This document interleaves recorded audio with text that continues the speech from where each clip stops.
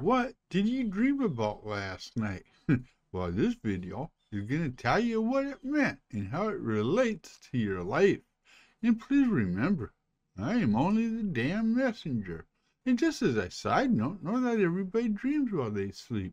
And that's a pretty accepted fact, just as it's an accepted fact that not everyone remembers their dreams. And how those who study such matters can say as fact that everybody dreams? I don't have a clue, but it probably has to do with watching brain activity while people sleep.